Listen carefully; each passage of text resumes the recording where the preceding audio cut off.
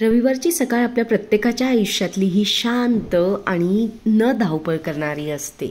आणि मग काय, माझी तशीच आज जरा जास्त घाईच नव्हती, कारण की सकाळी सकाळी टिफिन बनवायचा नव्हता. पण किचन आधी आवरून घेतलं, जे सकाळी चहा पाणी करताना थोडंफार पसारा झालेला, भांडी लावून घेतली आणि नंतर मी डायनिंग टेबल आवरून घेतला. आता मला जायचं होतं तनिष्काला क्लासला सोडायला.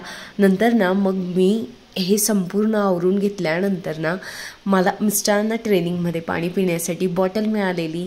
माझ्यातलंही लहान मूल जागं झालं. काहीतरी छान नवीन वस्तू घरी आली की आपल्याला आनंद होतो. तसंच उन्नतीला कार्यानुभवचा प्रोजेक्ट दिलेला होता. गणपती बाप्पा स्वतः तिने हाताने काढलेले होते. तनिष्काला क्लासला सोडलं आणि मी आली भाजी घ्यायला.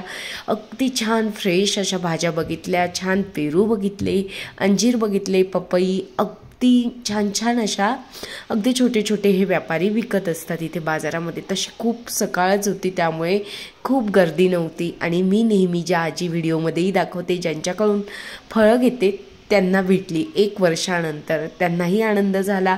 म्हटलं की नक्की येत जा. नंतर घरी आली आणि आता कामांना सुरुवात केली.